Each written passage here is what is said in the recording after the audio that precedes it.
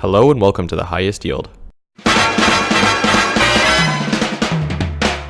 In today's lecture, we will be discussing the CT head. Let's start with how a CT scan works. CT stands for computerized tomography, which is a fancy way of saying an image produced by a computer's interpretation of energy passing through an object. In this scan, a narrow beam of X-rays is rotated around a patient's body. These beams generate signals that are interpreted by a computer to produce cross-sectional slices of the part of the body in question. In the off chance you went to anatomy, you might remember the different anatomical views: transverse, coronal, and sagittal. Slices can be produced in any of these planes, although for this video we will be focusing on the axial or transverse plane while looking at CT heads. CTs can also be ordered with contrast. This is useful if trying to visualize intracranial masses or foci of infections. For this video, we will focus on non-contrast CT head. A CT head is a relatively quick way to image patients with neurological symptoms or trauma for intracranial pathology. This list shows some of the more common indications for imaging you'll encounter in the acute setting. When interpreting a CT scan, it can be useful to know what you're looking at. Bindings on a CT are described as hypo or hyperdense. Hypodense or less dense objects appear dark. These include air, fat, and fluid, including CSF. Hyperdense or more dense objects appear bright, including bone and acute extravascular blood. Additionally, an object that is isodense appears as the same color as the surrounding tissue. Let's get into how to interpret a CT head. Blood can be very bad is a useful mnemonic that can help you go through every CT head you encounter in a systematic fashion.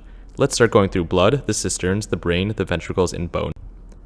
Brain bleeds are pathologies that require immediate recognition and will often require neurosurgical management.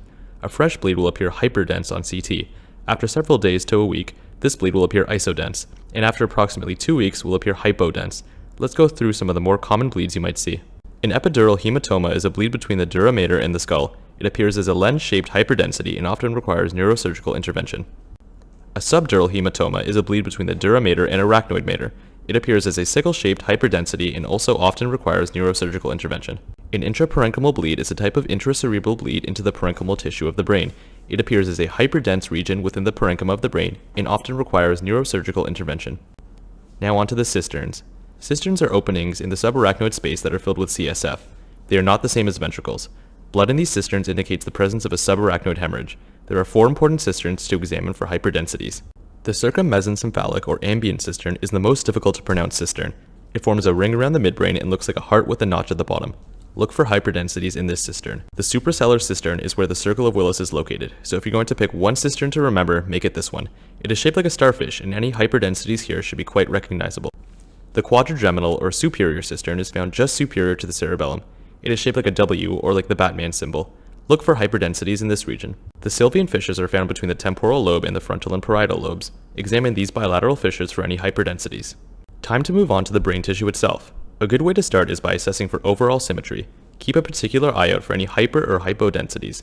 The overall structure of this scan on the right looks to be symmetrical, but you can see a hypodensity on the left side of the brain, possibly representing a previous infarct. When mass effect is exerted by a process such as a bleed or tumor, the contents of the brain may be pushed to one side.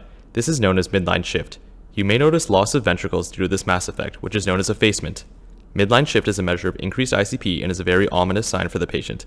Significant midline shift is an indication for urgent neurosurgical intervention. Next up are the ventricles.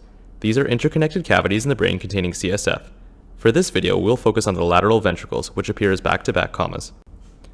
Ventricles can become enlarged for a couple of reasons. Parenchymal atrophy from a neurodegenerative disease such as Alzheimer's can cause enlarged ventricles. However, hydrocephalus can also cause ventricular enlargement and is a much more acute problem. As we discussed before, collapse or effacement of a ventricle is a sign of mass effect and is a very bad sign. Finally, let's talk about bone. You'll be focusing on one bone, the skull, for the purposes of this video. Look for signs of an open or depressed skull fracture, which can indicate trauma and need for surgical intervention. With these fractures, you will likely see a large degree of soft tissue swelling around the affected area. Additionally, note that when viewing a CT scan, you can switch to the bone window to help you visualize defects better. Because this video series is focused on acute medicine, don't you dare forget Cushing's triad, which can foreshadow increased intracranial pressure, which can be caused by most of the aforementioned pathologies.